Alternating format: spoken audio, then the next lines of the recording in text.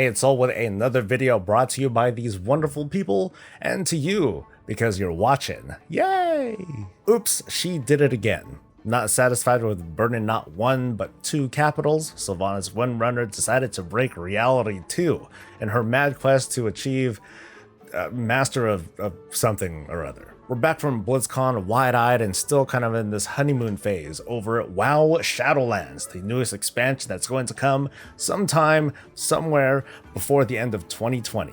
I'm here to share the top things that I did not like about this expansion announcement. But hold on folks, I'm also simultaneously releasing a second video where I talk about the top things that I really like about the Shadowlands announcement so far. So there, you have the opportunity to call me both a hopeless cynic and a WoW shill. I'm going to be covering WoW Shadowlands content as well as everything Warcraft over the next, I don't know, millennia or so. So please subscribe to the channel if you haven't already, and well, let it begin. There's not going to be a major class revamp in this expansion.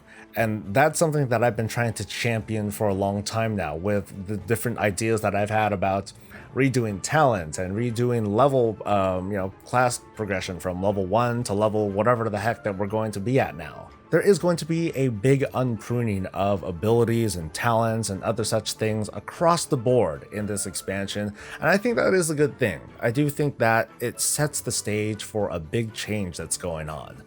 But I also think it's kind of a missed opportunity too. There are things that could have been done, especially for reasons that I'm going to get to a little bit later, like there being no new class. I do feel like I need to try to understand what Blizzard's reasoning is with regards to why they're not going through with a big class revamp. And I think the biggest part is that, well, it would redefine the world of Warcraft all over again. If I were to say, hey, we're going to dump the talent and we're going to plop in something new, like having some sort of system that's similar to the Diablo 3 rune system, which I've been championing a lot of people might be, they might be up for it. They might be interested in seeing something like that for the sake of change, but others might not want anything to do with Diablo for one thing, or they just might not want that sort of change anyway. At any rate, I do think that a lot more could have been done, and my hope is that in the next expansion, which is like absolutely forever from now, that the lessons that are being learned in Shadowlands are going to be applied in big and amazing ways in the future. No new class is being announced for WoW Shadowlands, and thus the tradition has been shattered. Now personally, I'm okay with it. I'm down with there not being a Tinker class because that didn't really make a lot of sense in the context of Shadowlands, even though I tried really hard to do so. So things like a Dark Ranger or a Necromancer could make sense because it obviously fits with the whole undead kind of theme. But at the same time, now that we've really seen what the Shadowlands is going to be about, which is like these 4 different iterations of the afterlife, just having a straight up Necromancer wouldn't quite do either, unless this Necromancer had like 4 specs that had to do with the different covenants, which would be kind of cool, but it'd be kind of crazy too. I think the most harmful thing with there being no new class this expansion is that, well, like I said, the tradition is broken.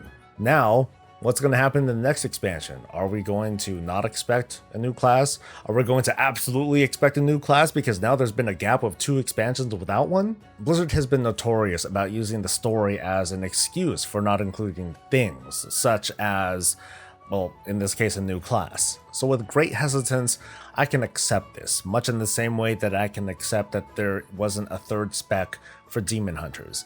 There just wasn't enough room to really pull something out of their ass. In the same vein, I need to express my dissatisfaction about there not being player housing in Shadowlands. But going back to the idea of, hey, the story making things make sense, obviously I don't really care to build a house in the Shadowlands. The WoW Shadowlands story may be kind of similar to the Warlords of Draenor expansion, where we get sucked into the Shadowlands, and for the most part, the entire expansion experience only takes place up there in this upside down toilet, which is the Shadowlands. So with that in mind, it probably wouldn't be the first thought in my head to want to build a house somewhere in heaven or hell or wherever it is that I'm going. And it would also feel like a disconnect if I were to like suddenly leave and, hey, I want to go back to my house, bye Shadowlands, I got some stuff to decorate. So my dissatisfaction with there not being housing is more or less, I wanted it and I didn't get it. It's not because it was supposed to happen and it didn't. Now, on the flip side, the Covenant is supposed to slightly make up for this. It's going to be a shared experience. It's going to act like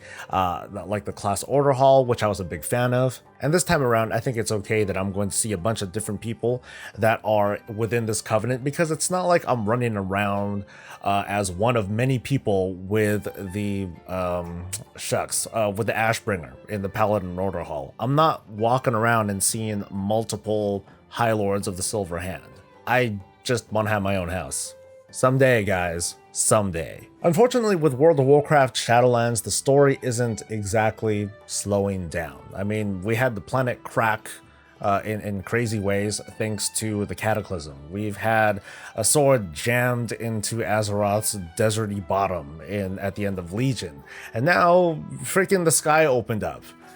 Azeroth's just... it's just not having a bad, 30, 40 years or so of its history.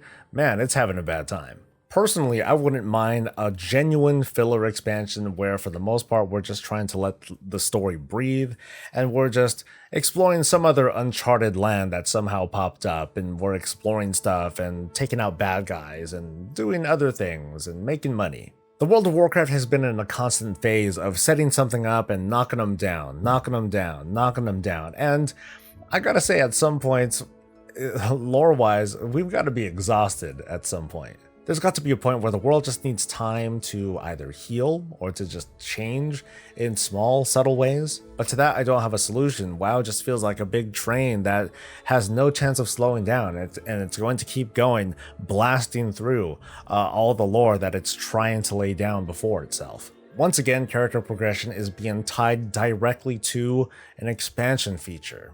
Whoopee. Going back to my earlier comments about the World of Warcraft being a very story-driven game, it just really sucks that no matter what we do as a player, the story will give us things and the story will take things away from us. As it stands as of this recording, at some point the Heart of Azeroth is going to be drained, or something of its power will relinquish it to something, and we're going to let go of all the benefits that came with this neck. And then we're going to travel off to the Shadowlands. We're going to meet the Covenant, and they're going to grant us boons and powers to assist us in our adventures to do, get transmog and stuff. And then that's going to go away too. Frankly, that sucks. I would love to see something that follows us that's a sign of growth, and this is apart from transmog and toys and titles. I simply want an expansion where there is a sort of, self-enrichment, something that our classes and our characters learn here that stays with us forever. WoW Shadowlands, unfortunately, is also going to go through the old Pathfinder system, at least as of right now, in different discussions and announcements from Blizzard. It's yet another missed opportunity, in my opinion, and it's so easy to implement something that is a lot more meaningful and clean. So, here's an example. We're going to go off and we're going to visit each of these 4 covenants. We're going to help them out.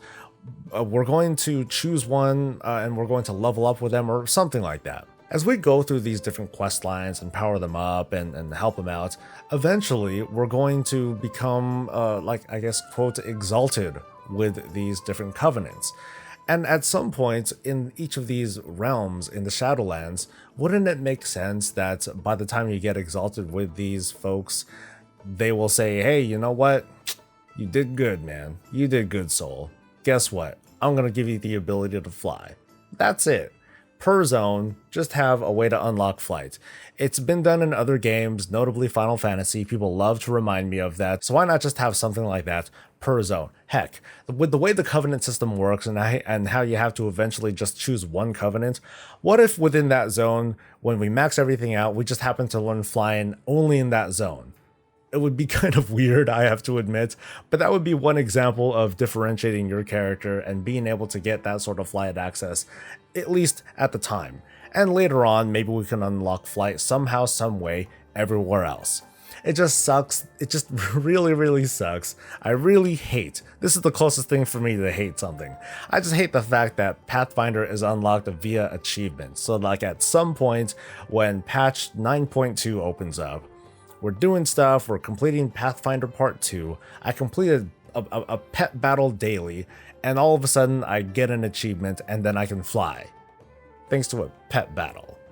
Thanks. This is disconnected from the Shadowlands stuff, but well, apparently the Alliance ends up winning both war fronts. Now, bias isn't really in play here. It doesn't really matter who won.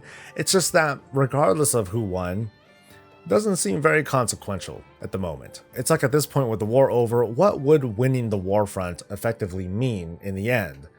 And it turns out that it doesn't mean much, because now we're off to space, heaven space, hell space, whatever. In the big WoW Q&A, it was pretty much revealed that the World of Warcraft Chronicle, while it is, I guess, kind of a great blueprint for the history of World of Warcraft, it also comes from the perspective of the Titans, which now puts the entire cosmic lore of the early Great Dark Beyond kind of into question. It's not to say that the Titans are lying, or that they are biased, or that they are purposefully deceiving readers. It is simply from their perspective, which means that whatever the Titan that there are in fact things that the Titans do not know about. It also means that there are things that predate the Titans, which makes the mystery of the Jailer and the Arbiter that much more interesting. But the fact that the cosmic lore of Warcraft, which is something that I really like talking about, it now has a certain slanted bias to it towards the Titan perspective. It does open up new possibilities, but it also makes me feel like a doofus for championing this for so long. Choosing the Covenant is a pretty meaningful choice. You get story, you get cosmetics, you get a powerful ability with it, I hope. I think it's good that it's going to be hard to just switch from one Covenant to another. It's going to be more akin to switching between Aldor and Scryer in the Burning Crusade expansion, if you're familiar with it. The problem, though, comes with the possibility, just the fear that maybe in patch 9.1, 9.2, 9.x, that there's going to be some change, some rebalancing that would make players like us think, hey, you know what?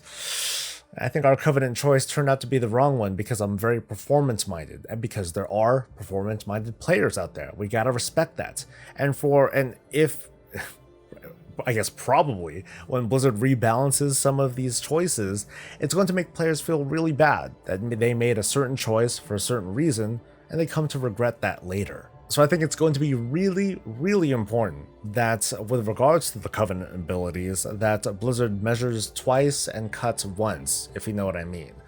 Once we see these abilities, they probably shouldn't be changed at all, at any point, over the course of this expansion. And that if there is any sort of OP-ness to these abilities, then Blizzard would need to nerf it in some indirect way. Otherwise, players are going to be pissed, and some of the alt-friendliness that Blizzard is trying to push in this expansion, well, a lot of that's going to be thrown out the window. The Tower of Torghast is supposed to be like this roguelike experience where you jump in, you eventually progress through this tower, you get these temporary boons and power-ups, you solve puzzles, you defeat baddies, you collect things to craft, and it can be possibly this really, really amazing experience. But let's consider the pillars, the high-end content of the World of Warcraft that props up the game. There is PvP, there is raiding, there is Mythic Plus. Is Torghast meant to be a fourth pillar, a way to have this like solo or small group experience that's supposed to challenge a player and reward it in this loop that allows for pretty much their own endgame? There's going to be the question of how much is Torghast going to compete with these other bits of endgame content, and if there is going to be a competition, how fierce is that going to be? I think part of it is supposed to be addressed with this newfangled idea of having this new weekly chest where the rewards are determined by how well and how much you do stuff in PvP, raids, Mythic Plus, the tower, and so on. But when it comes to the cross-compatibility of gear, I can use PvP gear in Mythic Plus. I can farm Mythic Plus and get a high item level and apply that to raids or the tower. Or in the tower, I can get these awesome legendaries and otherwise break things in PvP.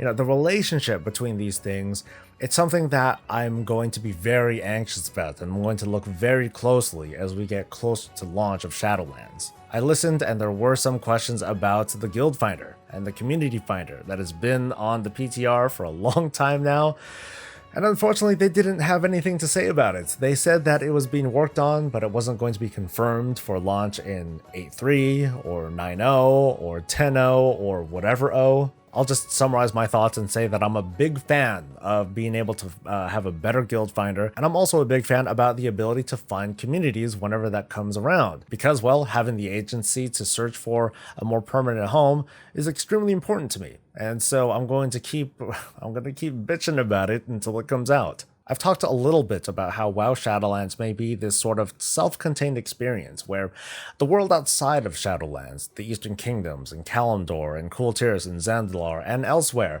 are for the most part going to be unaffected, or nothing's going to happen during the course of this expansion, apart from the launch event where there's supposed to be Scourge invasions going on all over the place. I like seeing an experience where, especially this kind of experience where the sky above Icecrown Citadel has opened up and all sorts of crazy stuff is happening. I would love to see the world be a bit more involved with what's going on, even if it's small things like different comments, or if you can ask faction leaders who aren't involved in the conflict, hey, so what do you think about this certain development going on here? And then we get a little bit of an answer from them.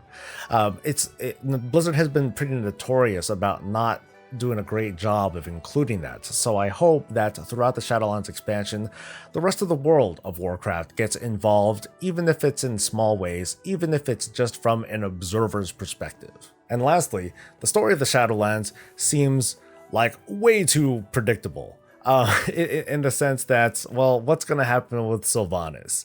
And I think that, I'm just going to call it now. By the end of this expansion, Sylvanas is going to replace either the Jailer or the Arbiter. I'm not even quite sure how any of that works, but I have a feeling that Sylvanas will fulfill her desire to become a Master of Death. I believe her when she has a desire to set us all free, that this world is a prison.